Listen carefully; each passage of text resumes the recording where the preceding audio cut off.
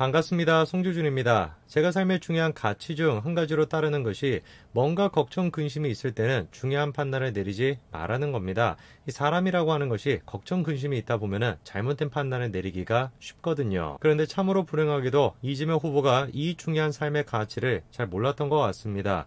현재 지금 이재명 후보는 계속해서 궁지에 몰리고 있죠. 조폭과 관련된 논란도 계속 터지고 있는 중이고 대장동 관련된 사건 또한 중요한 인물들이 구속되고 이재명 후보로 점점 좁혀지고 있는 중입니다. 이런 지금 이재명 후보를 구출할 수 있는 사람은 한 사람밖에 없어요. 바로 문재인 대통령이죠. 대장동 논란과 조폭과 관련된 논란으로 궁지에 몰린 이재명 후보가 드디어 문재인 대통령을 만났습니다. 이재명 후보는 과거와는 다르게 문재인 대통령에게 극진히 예를 갖췄습니다. 하는 얘기 보면은 임금을 지금 만나고 있는 것 같아요. 제가 1대1로 이렇게 뵙기가 참 쉽지 않은데 초대해 주셔서 정말 감사드립니다. 극진히 지금 예를 갖추죠. 만나가지고 하는 얘기도 지금 이렇습니다. 시종일관 자기가 문재인 대통령과 공감한다 이거죠. 시정연설 들어봤는지는 모르겠지만 공감이 많이 갔다는 것이고 평소 대통령 생각과 자기 생각이 같아서 깜짝 놀랐대요. 근데 이 정치라고 하는 게 참 무서운 게 아무리 이재명과 아무리 이낙연이 발 뻗고 나서가지고 우리가 원팀이다 한 팀이다 그렇게 목소리를 낸다라고 할지라도 너무 정치라는 게 복잡하다라는 겁니다. 자기 뜻대로 되지 않는 게 한두 가지가 아니에요. 일단 이낙연 측도 마찬가지입니다. 명락회동이다 뭐다 해가지고 만나긴 만났는데 만나는 자리에서도 친문 지지자들이 난리가 났습니다. 이재명 측도 마찬가지입니다. 송영길 당대표가 계속해가지고 이상한 소리를 하고 있어요. 일전에는 친문 세력들을 가리켜가지고 일베 세력이다 그런 얘기를 하더니만 이번에는 또 JTBC와 인터뷰를 하다가 어떤 얘기를 하냐, 이재명 정부가 들어선다라고 하는 것은 문재인 정권을 계승하는 것이 아니라 문재인 정권을 교체하는 것이다 이런 취지로 얘기한 겁니다. 우리 국민들이 새로운 것을 바라지 단순 복제하는 건 바라지 않는다 이렇게 그냥 쐐기를 박습니다. JTBC는 지금 자막을 달 때 문재인 정부의 부족한 점을 고치겠다라고 자막을 달아놨지만 실제로 송영길 당대표는 부족한 점이라고 얘기하지 않고 모순이라고 하는 표현을 씁니다. 문재인 정부가 모순됐다라는 것이고 우리 국민들이 단순히 그렇게 모순되어 있는 문재인 정부를 복제하는 걸 원하지 않는다. 새로운 정권 교체를 바란다. 이런 얘기를 하는 거예요. 궁금해지는 것이죠. 저런 얘기를 듣고 현재 지금 문재인 정부에 있는 사람들의 기분이 어떻겠습니까? 당연히 좋을 수가 없죠. 청와대 이호승 또한 마찬가지로 발끈하는 모습을 보였습니다. 이 후보가 당선이 돼도 정권 교체가 된다라고 하는 말에 동의하냐라는 질문에 대해서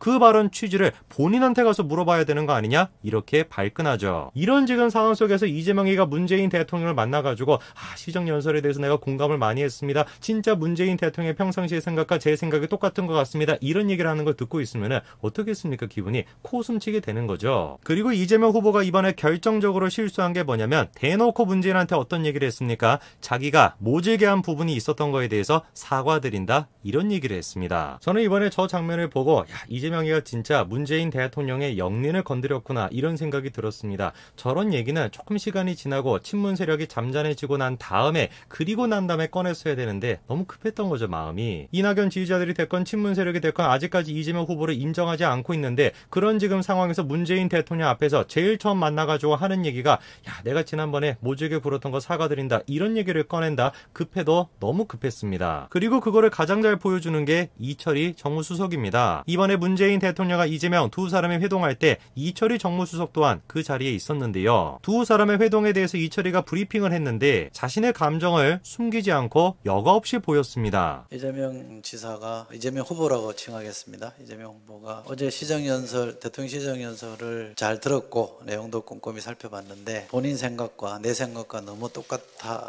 똑같더라. 거의 대부분 공감했다라는 말씀을 하셨습니다. 저게 지금 정무수석으로서 브리핑을 하는 태도는 분명히 아니죠.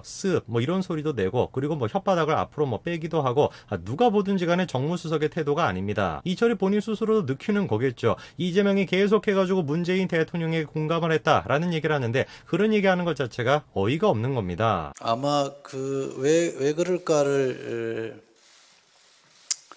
이재명 후보께서 말씀하시면서 자, 보셨습니까? 이철이가 지금 뭐에 대해서 얘기합니까? 이재명이 왜 그런 얘기를 했을까? 왜 문재인 대통령과 자기가 비슷하다라는 얘기를 했을까라는 이유를 설명하는데 어떻게 반응하고 있습니까? 아마 왜 그럴까를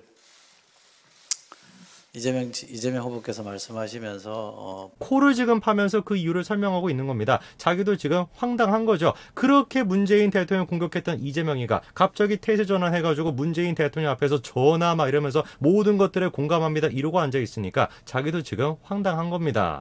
다시 한번 이재명 지사는 자, 보셨습니까? 아예 지금 대놓고 뭐합니까? 피식 웃고 있죠. 어떤 얘기를 하길래 저렇게 웃으면서 얘기하냐? 가끔 제가 놀라는 건데 대통령과 제 생각이 너무 일치해서 놀랄 때가 있다라는 말씀을 하셨고요.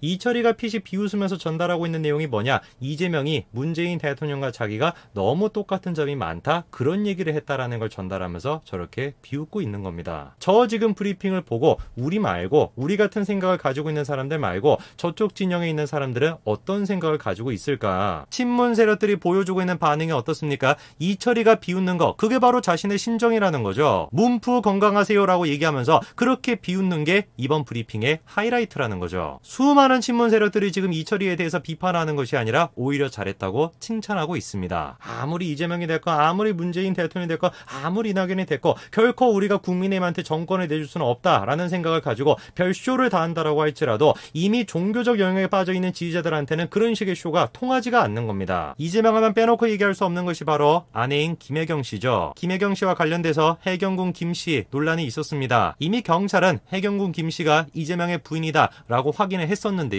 그 해경군 김 씨가 쓴 글을 보면은 이게 진짜 막 대단합니다. 어떻게 인간으로서 저런 말을 쓸 수 있는지 상상을 뛰어넘는 그런 식의 지금 표현들을 쓰고 있습니다. 진짜 아무리 극우라고 할지라도 저 정도 표현은 안 쓸 것 같은데 해경군 김 씨라고 하는 사람 무서운 사람입니다. 표현이 진짜 기가 막히죠, 그렇죠? 한국말도 통역이 필요한 문어벙은 뭐 이런 말을 어디서 배우는지 모르겠어요. 학원이라도 있는지. 심지어 문재인 대통령한테 뭐라고 했습니까? 문 후보 대통령 되면은 꼭 노무현처럼 될 거니까 그 꼴 꼭 보자고요. 이게 해경군 김 씨가 했던 얘기입니다. 검찰에 가서는 무혐의로 끝났다라고 할지라도 영상을 보시는 대부분의 분들은 해경군 김 씨가 김혜경 씨다라고 생각을 하실 겁니다. 왜냐? 이게 지금 우연이라고 볼 수가 없어요. 이거 한번 보십시오. 해경군 김 씨랑 김혜경 씨 거주하는 지역이 됐거나 성별이 됐거나 아들이 됐거나 전공한 것이 됐거나 휴대전화 번호가 됐거나 이니셜이 됐거나 이렇게나 지금 유사할 확률이 얼마나 되겠습니까? 이 지사를 몰아붙였던 대깨문들을 용서해서는 안 될 것이다. 그 글에다가 이재명 계정이 좋아요를 눌렀습니다. 동명이인이 아닙니다. 실제로 이재명 계정이 좋아요를 눌렀습니다. 과거라고 하는 게 그렇게 쉽게 사라지지 않습니다. 그냥 과거도 아니고 문재인 대통령을 비판하고 문재인 대통령을 모욕했던 그 과거가 그렇게 쉽게 사라지겠습니까?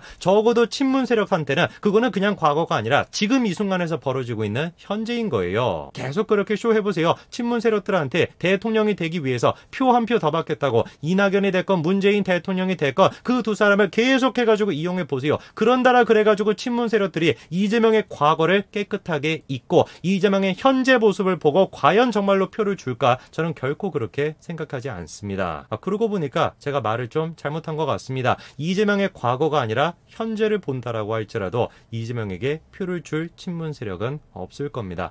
여기까지 말씀드리겠습니다. 감사합니다.